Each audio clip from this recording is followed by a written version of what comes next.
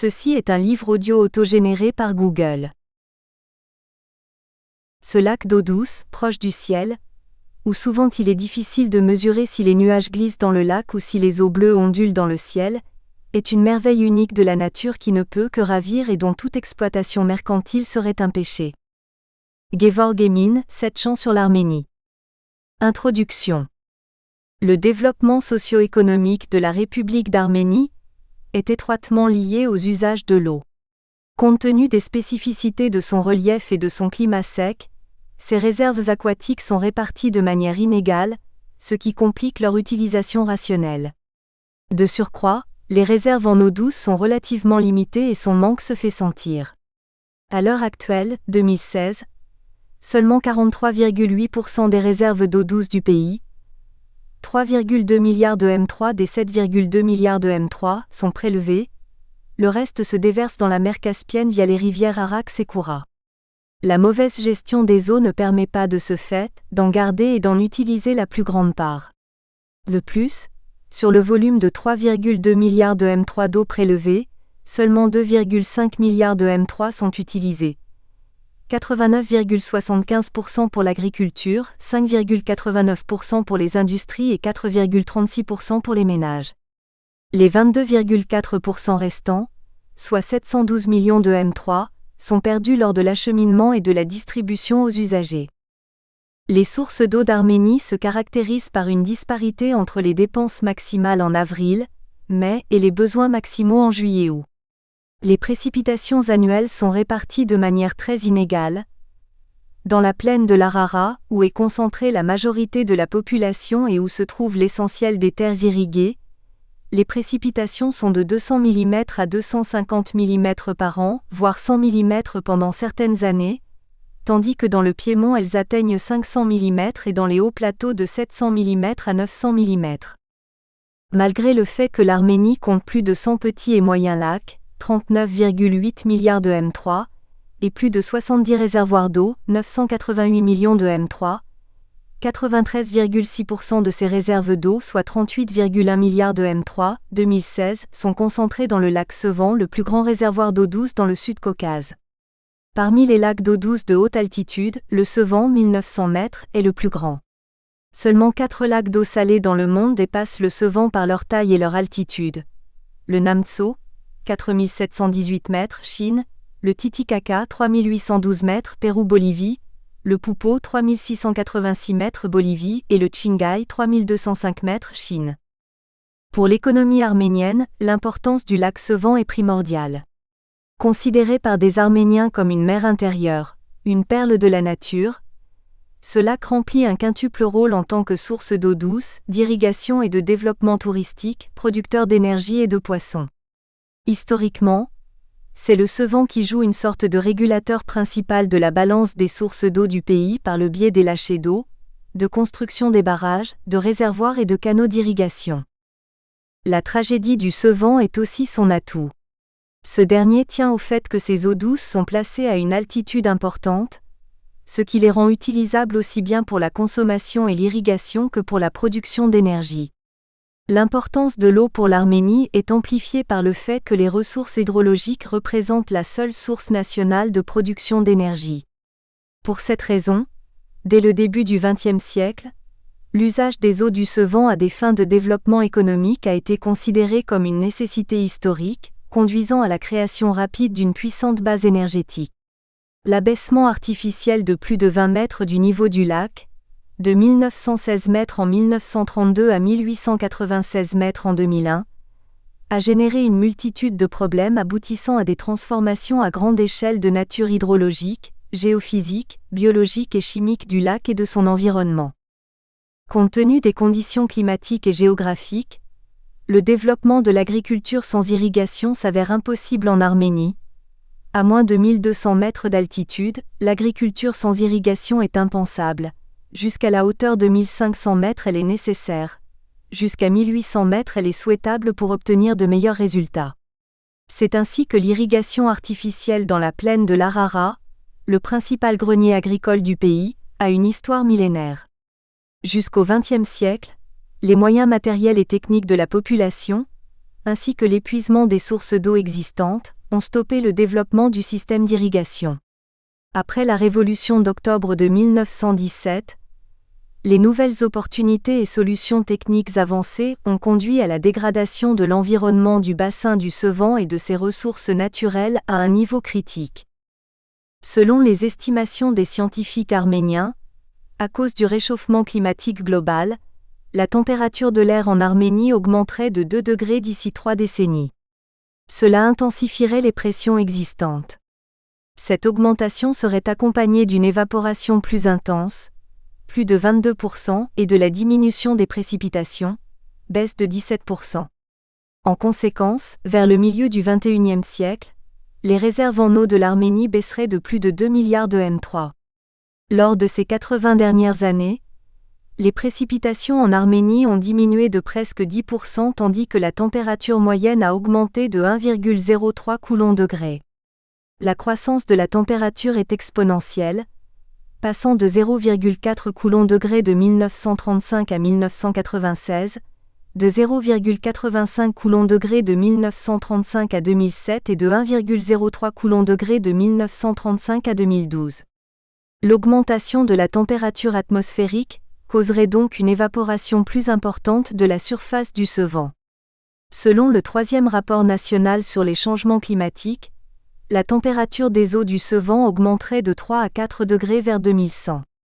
L'apport des rivières tributaires baisserait de plus de 50 millions de m3 en 2030, de plus de 110 millions de m3 en 2070 et de plus de 190 millions de m3 en 2100, en causant une baisse annuelle du niveau lacustre de 16 cm. Dans ce contexte, la préservation de ce lac est stratégique et vitale. Première partie, la soif de maîtriser la nature et ses conséquences, le cas du lac Sevan. Chapitre 1, le lac Sevan et ses atouts naturels. 1. Description générale. La République d'Arménie se trouve sur une des zones les plus montagneuses du Sud-Caucase, Petit Caucase, et se caractérise essentiellement par un climat continental. Malgré sa petite taille, elle se distingue par un relief accidenté, divers et varié. Son territoire est situé entre 400 et 4096 mètres au-dessus du niveau de la mer, dont 72% à plus de 1500 mètres, avec une hauteur moyenne de 1700 mètres. Ceci a incontestablement un impact sur les conditions microclimatiques des régions caractérisées par un climat très diversifié. Sur le territoire de l'Arménie, on peut distinguer 3 grandes zones climatiques qui s'étendent du nord-ouest vers le sud-est. Le nord, Lori, Dilijan, ouest du Zangezur, avec un climat humide et modéré, des forêts, des prairies et des pâturages. Le nord-ouest et le centre, Chirac, bassin du lac Sevan, nord de la partie méridionale, avec un climat continental, des cultures céréalières et des pâturages. Le sud-est et l'extrême sud, plaine de l'Arara, sud du Zangezur, représentent l'apostrophe. Extrémité sud-est du haut plateau arménien, avec un climat très continental et aride. Plus de 55% des terres souffrent d'érosion tandis que plus de 20% des terres de la plaine de l'Arara, grenier agricole du pays, sont saturées d'humidité et sont salinisées. Parmi les 115 lacs, réservoirs d'eau et étangs de l'Arménie, le plus grand est incontestablement le Sevan qui constitue 4,2% du territoire arménien. Celui-ci se trouve au nord-est de la République d'Arménie, à hauteur de 1900 mètres, dans une importante cavité dont la formation date de la constitution du plateau arménien il y a 25 millions d'années, à la suite d'activités tectoniques. La cavité du Sevan représente une dépression tectonique qui date de la période du Miocène supérieur, entre 11,6 et 5,3 millions d'années. À cause de changements tectoniques, cet espace, qui représentait une plaine fluviale ordinaire, se remplissait et se desséchait périodiquement. Il existe 3 hypothèses principales concernant l'origine du Sevan. 1. Une baisse tectonique de la surface de l'emplacement actuel du lac qui s'est rempli d'eau. 2. L'accumulation de coulées de lave qui ont fermé la concavité érosive lacustre. 3. La présence d'un cratère gigantesque dans cet endroit. Cette 3e version a le moins de partisans. En principe, la synthèse des 2 premières versions peut être à l'origine de la formation du lac. La majorité des chercheurs estiment que l'histoire du lac Sevan est liée à celle de la transformation d'une lagune relique en un lac de haute altitude d'eau douce. Le célèbre géologue Ashot Aslanian a également considéré que le Sevan est l'extension vers le nord-ouest d'une lagune relique, le Grand Sevan actuel, résidu de la mer du Pléistocène supérieur, conséquence d'une barrière formée par des éruptions volcaniques. Selon le géologue Yuri Sayadian, le lac Sevan a atteint sa dimension actuelle entre la fin du Pléistocène supérieur, environ 25 000 ans avant Jésus-Christ, et le début de l'Holocène, dernière 12 000 années, à l'issue des remontées locales des plaques tectoniques, de l'éruption de lave abondante encerclant cette cavité du côté de la Haute-Razdan et de la fonte des glaciers situés autour du lac. La plupart des spécialistes tombent d'accord sur le fait que les deux parties du Sevan ont une formation différenciée. Ainsi, d'origine tectonique, le Sevan est considéré comme un lac jeune qui a définitivement pris ses contours actuels il y a 25 à 30 000 ans.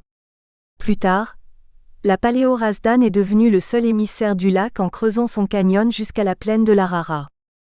Il existe plusieurs versions de l'étymologie du nom Sevan. La plus répandue est dérivée du Sevanavank, monastère du Sevan construit en tuf noir, Sef, noir et Vank, monastère. Les Arméniens appelaient le lac Kaktserdjour, eau douce, mais également mer de Guérama ou mer de Guégarkounik, ce qui vient du prénom Gégam, un des fils du patriarchaïque, descendant de Noé. Le voyageur et pionnier français du commerce avec l'Inde Jean-Baptiste Tavernier le dénommait aussi le lac Guégarkounik, Gigagouni. Les Perses l'appelaient Koukché Daria, mer bleue, ou Daria Chirine, mer douce, pour sans doute le distinguer des autres grands lacs d'Arménie historique dont l'eau est salée. Les peuples turcophones utilisaient l'appellation Gökçe, eau bleue. Les Russes, quant à eux, ont pris les dénominations turques et arméniennes, Sevanga, prononciation déformée, et Gökçe.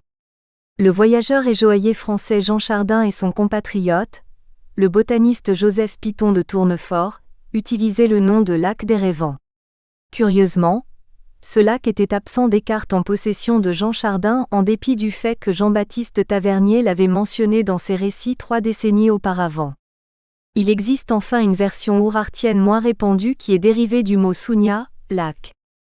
Le lac Sevan est encerclé de chaînes montagneuses, le Guérama à l'ouest, le Vardeni au sud, le Sevan à l'est et l'Ariguni Pambak au nord-est allant jusqu'à l'altitude sommitale de 3598 mètres, mont Azdaak, et 3522 mètres, mont Vardeni. La côte méridionale du lac représente un centre d'activité volcanique éteint, une image de destruction horrible qui même de loin impressionne par son aspect morne et chaotique, selon l'observation de l'anthropologue russe Alexei Ivanovski, 1866 à 1934. Ce célèbre scientifique l'a comparé avec l'Auvergne d'autrefois. Il y a plusieurs siècles, environ la moitié des pentes des montagnes encerclant le lac jusqu'à 2500 mètres d'altitude étaient couvertes de forêts, notamment dans le nord-ouest. Seuls de rares petits îlots de chênes et de genièvres rappellent la présence d'antan de forêts autour du lac. L'existence de forêts est également confirmée par des découvertes archéologiques, les chariots en bois de chêne local de El Tchachen, par la toponymie locale, par de rares îlots de vieux bois qui subsistent encore, par la découverte de pétroglyphes, d'ossements et de statuettes d'animaux forestiers, rennes, martres, bisons, etc. Avec la déforestation progressive, certaines espèces animales de la forêt se sont éteintes. La variété des arbres était également plus riche qu'aujourd'hui, charme, aulne, orme, pin, hêtre, terrocaria, tilleul, noyer, etc. Le déboisement intensif réalisé par l'homme a commencé il y a environ 250 ans, et les forêts de haute altitude jusqu'à 2400 mètres ont pratiquement disparu. Par conséquent, l'érosion des terres, notamment des pentes, a atteint une dimension très importante. Conjuguée avec l'érosion éolienne naturelle intense à cette altitude, les activités humaines, notamment l'élevage, ont accentué encore davantage le phénomène de cette érosion. Actuellement, les forêts constituent environ 2,24% du territoire du bassin du Sevan.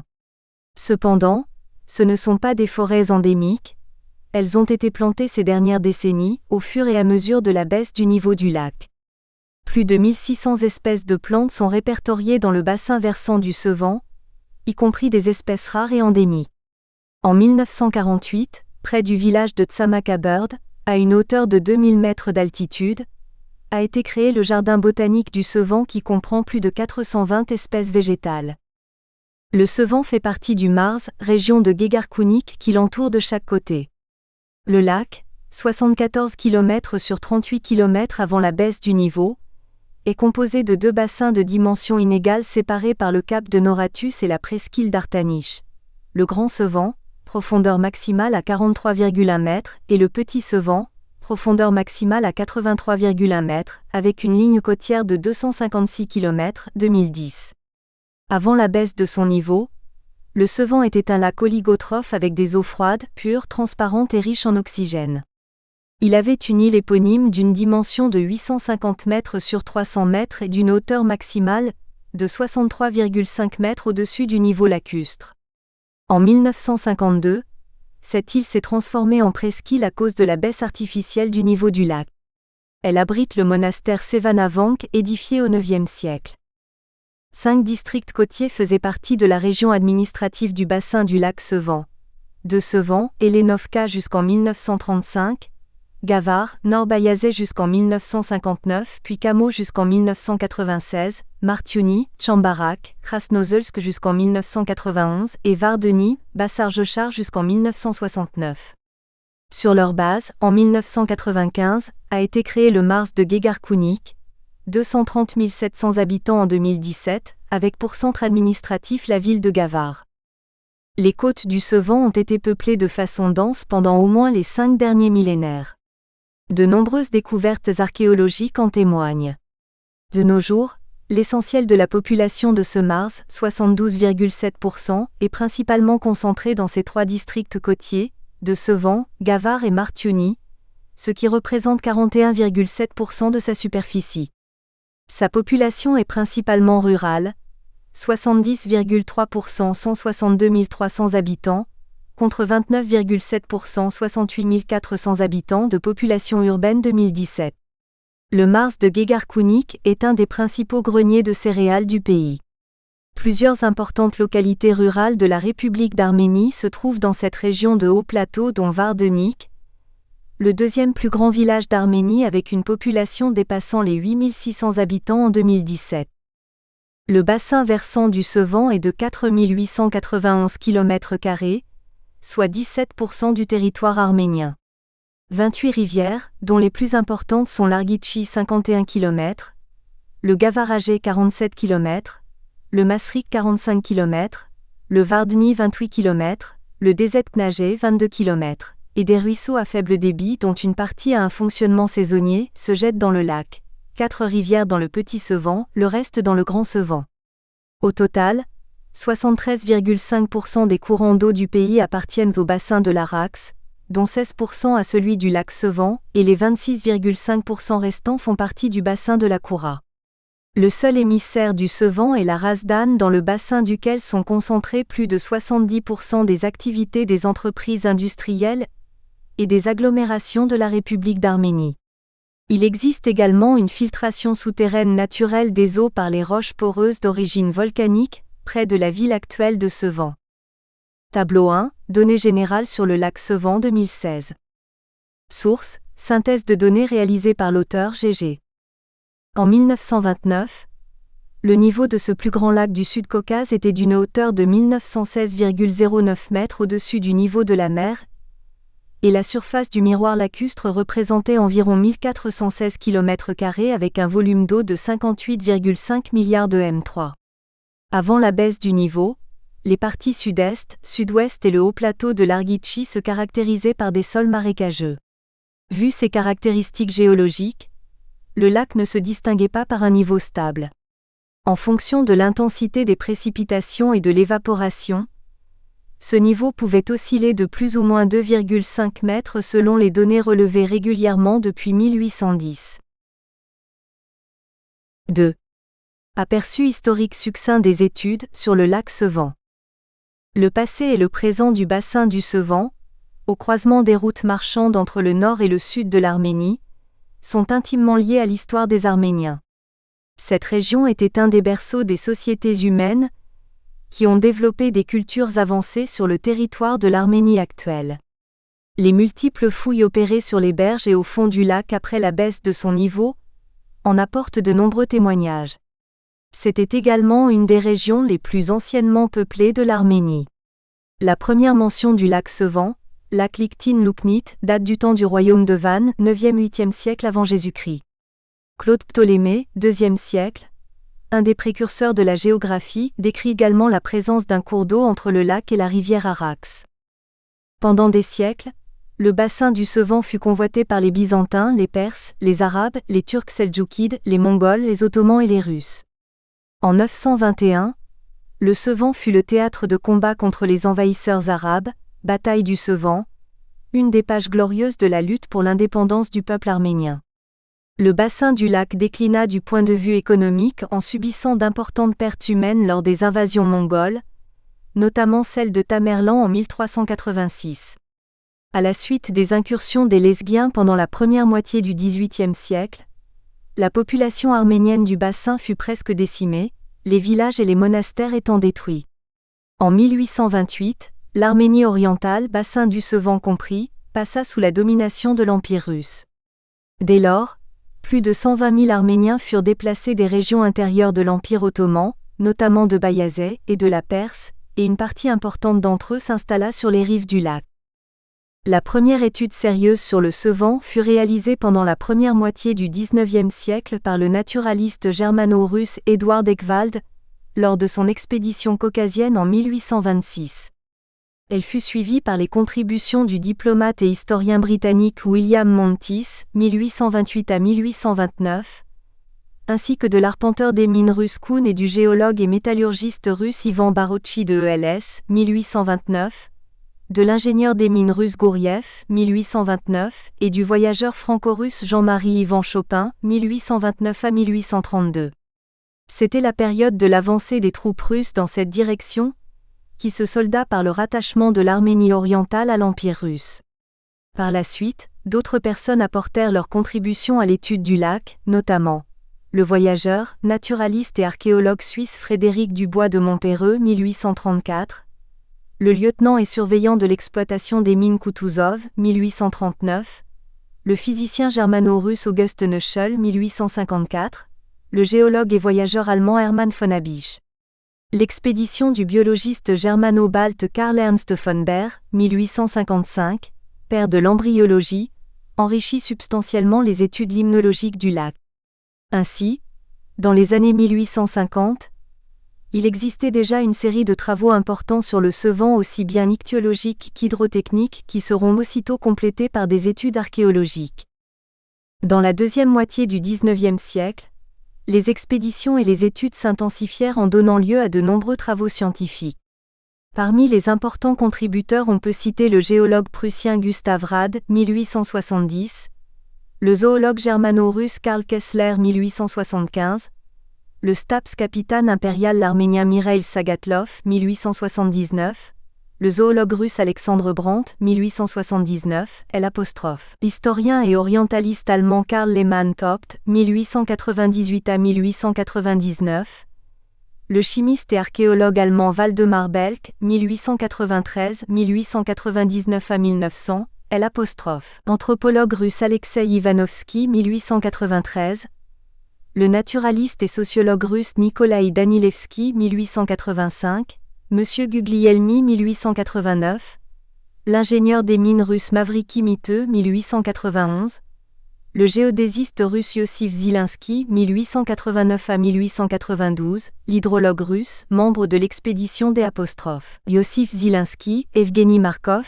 1888-1911, le géographe et zoologue russe puis soviétique Lev Berg, 1909, l'herpétologiste et géographe russe Alexandre Leister, 1914, entre autres. 3.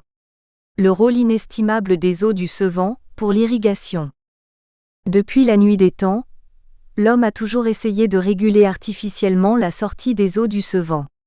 Sur la concavité de l'Arara, les premiers canaux d'irrigation, incluant aussi un tunnel de 600 mètres de long, qui utilisait les eaux de l'île d'Arouina, la Razdan ou la Zanga-Zangou, furent creusés à l'époque ourartienne au 8e-7e siècle avant Jésus-Christ, de Sardarapat, de Dalma, Erevan, d'Ejmiadzin, d'Ashtarak.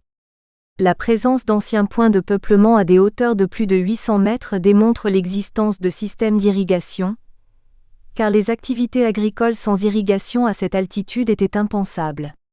De multiples vestiges d'anciens systèmes d'irrigation au pied des montagnes du Guerama et de l'Araga ont également été conservés. Ils datent d'avant même l'ère ourartienne, 9e-6e siècle avant Jésus-Christ. La présence de plusieurs dragons en pierre et d'autres divinités de l'eau en témoigne explicitement. Ainsi, le territoire arménien est riche de monuments historiques, inscriptions cunéiformes, obélisques, stèles de dragons et de fontaines, etc. De voies de canaux d'irrigation, de réservoirs d'eau douce qui prouvent que l'Arménie est une des anciennes régions où l'irrigation a été largement pratiquée et se développait.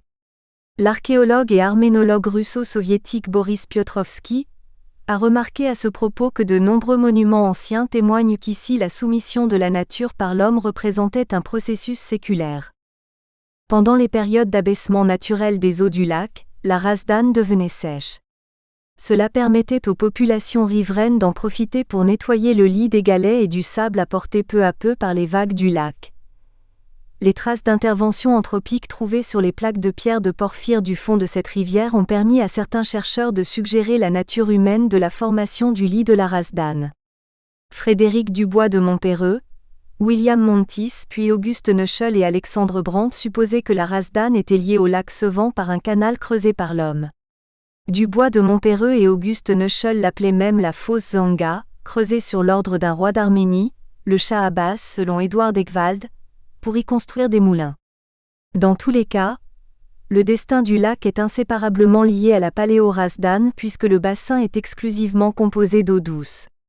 À l'origine, il existait une lagune d'eau semi-salée, résidu de l'ancien espace maritime uni mer Noire-Caspienne après sa division à la fin du Pliocène supérieur, 3,6-2,6 millions d'années avant Jésus-Christ, à la suite des activités volcaniques périodiques intenses donnant naissance aux montagnes actuelles et au soulèvement et abaissement de la croûte terrestre.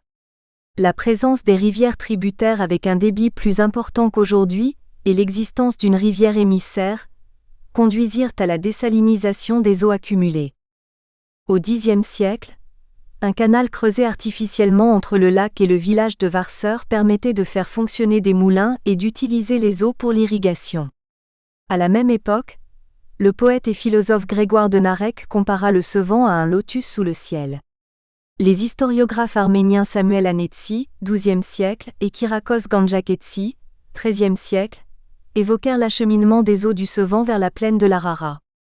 Au XVIIe siècle, à la demande du Catholicos Philippos, 1633 à 1679, du monastère d'Edjmiadzin, le gouvernement général persan de l'époque autorisa la construction d'un nouveau canal d'envergure afin d'irriguer les terres des territoires adjacents au monastère. À cause du manque de financement, les travaux à peine commencés furent stoppés. Les concepteurs de ce projet se contentèrent d'élargir le lit de la Razdan, ce qui permit d'augmenter le débit de la rivière. Lors des périodes de baisse du niveau du lac, la Razdan ne recevait plus ses eaux, seuls les marais situés à l'aval de son courant et les sources des montagnes l'alimentaient. Le maintien des anciens canaux et la construction de nouveaux furent au cœur des principaux aménagements territoriaux, 1826 à 1827, du dernier Sardar, régent, persan du Khanat d'Erivan, Hossein Koli Khan. Ces entreprises des utilités publiques laissèrent un souvenir inoubliable parmi la population. En 1848, l'ingénieur sous-lieutenant Beckmann, puis l'ingénieur hydraulicien K. Frolov, 1850, évoquèrent pour la première fois la possibilité de mettre en place un système plus organisé d'irrigation des terres situées sur la rive gauche de la rivière Razdan, entre les villages de Nerki-Nakta et de Soukhoï-Fontan, en utilisant les eaux du lac Sevan. La construction du premier canal à cette fin commença en 1859 après la tentative avortée de 1848 quand les travaux avaient été arrêtés du fait de la porosité du sol qui absorbait facilement l'eau. Après avoir construit environ 8 km de conduite en 2 ans et demi, le chantier s'arrêta en 1861 à cause de manquements dans la conception du projet. Plus tard, se posa la question d'irriguer par les eaux du Sevan les terres de Garni-Bassar, district d'Artacha, mais le même K. Frolov privilégia plutôt l'utilisation des eaux de l'Arax et prépara un projet dans ce sens en 1866. En 1889, le ministère impérial des biens d'État finança une expédition spéciale dirigée par le lieutenant-général et géodésiste Yossif Zielinski pour étudier le sud de la Russie et la Transcaucasie, 1889 à 1892. Cette expédition avança une proposition d'irrigation de quelques 14 000 hectares de terre autour d'Erevan grâce aux eaux du Sevan, mais elle resta sans suite. Force est de constater que tous les projets similaires proposés avaient pour objectif la résolution des problèmes d'irrigation des terres de la plaine de l'Arara, sans pour autant toucher le régime d'eau du Sevan, une approche qui subira bientôt des changements radicaux.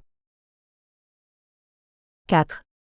Les projets d'aménagement du Sevan, au début du XXe siècle. Dès le début du XXe siècle, les projets d'aménagement du lac Sevan et de son bassin se trouvèrent de nouveau au centre des intérêts des scientifiques. Son emplacement géographique dans les hauts plateaux le mettait au cœur de nombreux projets d'intérêt économique, irrigation, et énergétique, hydroénergie.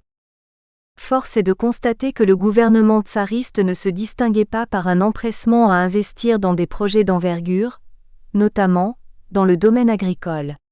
Pendant des décennies, il s'est opposé à la restauration du canal ourartien d'Edjmiadzin. En décembre 1911, une énième requête du monastère d'Edjmiadzin à propos du lâcher d'eau du Sevan pour les besoins d'irrigation des terres monastiques rencontra de nouveau l'opposition du département des voies de communication de Transcaucasie, organe régional de gestion des voies aquatiques et terrestres. Celui-ci justifia sa position par les conséquences indésirables susceptibles d'affecter le niveau du lac, la navigation, la pêche, le climat, la quantité de précipitations dans le bassin, l'alimentation des sources et fontaines dont les eaux étaient déjà utilisées pour l'irrigation des territoires adjacents au lac. C'est seulement en 1912 que ce droit fut obtenu par le biais de connaissances personnelles. On considère que l'histoire du problème du lac Sevan a commencé en 1910 quand à Moscou vit le jour la brochure Les milliards qui s'évaporent et la neutralité du capital russe de l'ingénieur économiste Soukias Manasserian, originaire d'Edjmiadzin et diplômé de l'université de Moscou. Compte tenu du fait qu'une quantité colossale d'eau s'évaporait de la surface du lac, l'auteur fit une proposition qui avait pour objectif d'utiliser rationnellement les eaux du Sevan. Seulement un peu plus de 8% des eaux entrantes étaient emportées par la rivière Razdan, sortie souterraine comprise. Le reste des eaux s'évaporait de la surface du lac. La réduction du miroir lacustre était censée diminuer l'évaporation inutile. Les eaux économisées pourraient ainsi être utilisées pour irriguer les terres de la plaine de l'Arara, notamment pour la culture du coton, située plus de 1000 mètres plus bas par rapport au Sevan.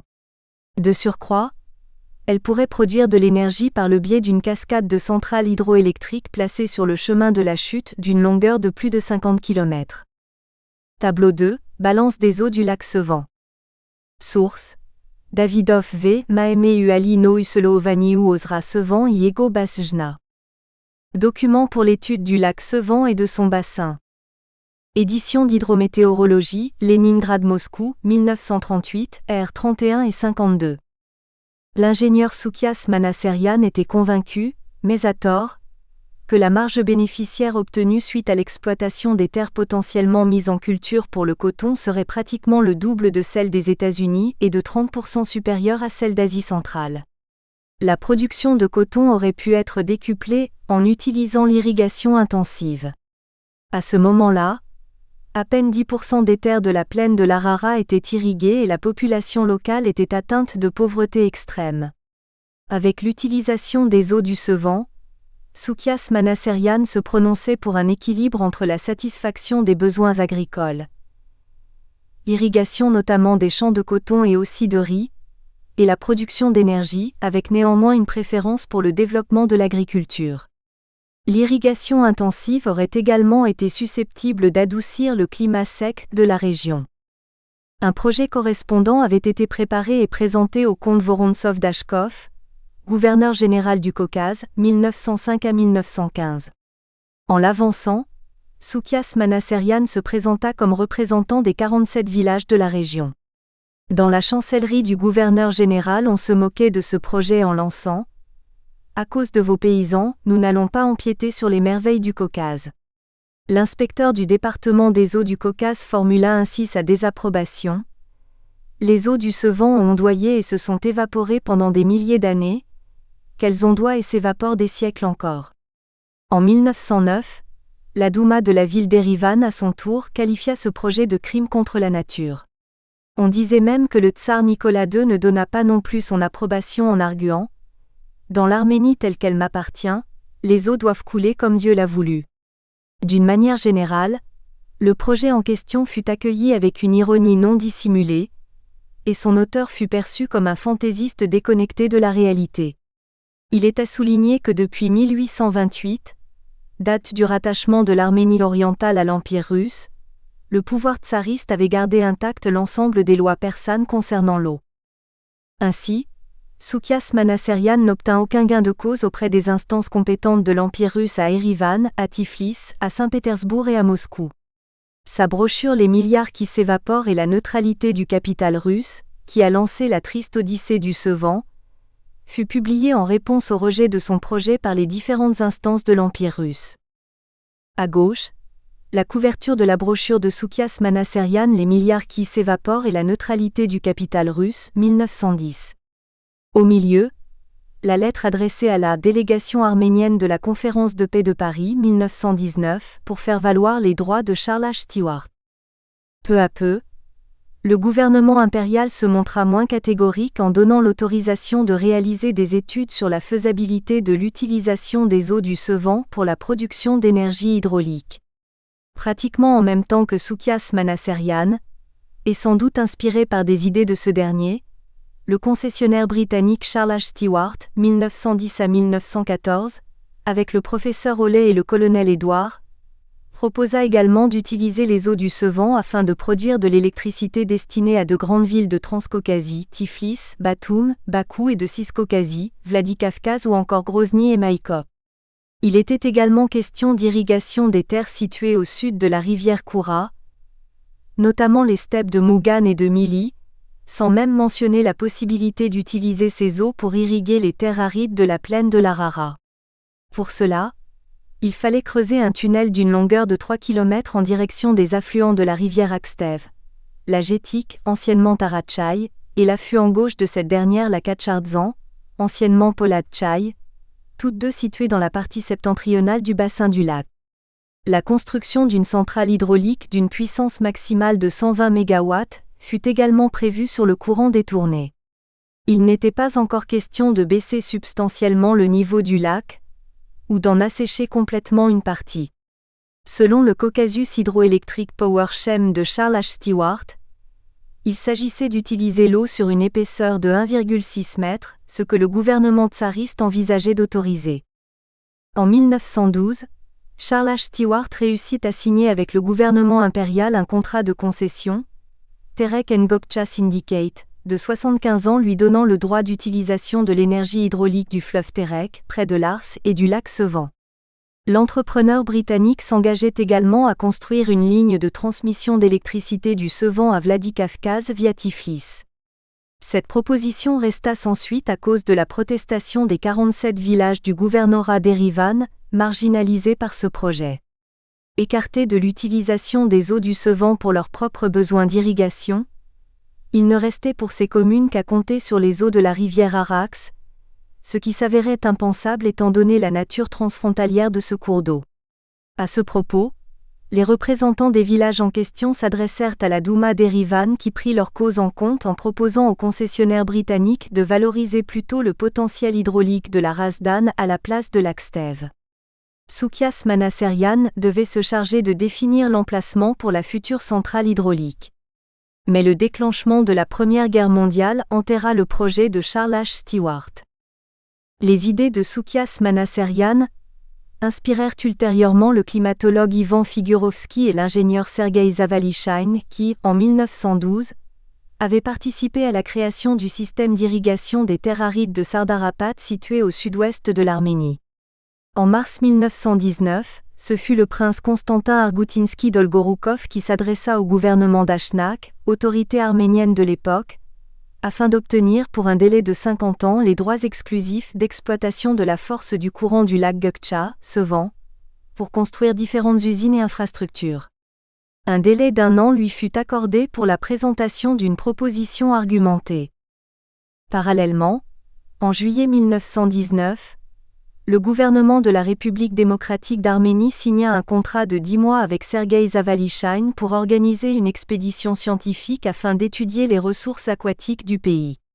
Entre autres, l'ingénieur devait donner son avis à propos de la construction sur la Razdan de centrales hydrauliques d'une capacité de production de 500 000 chevaux-vapeur.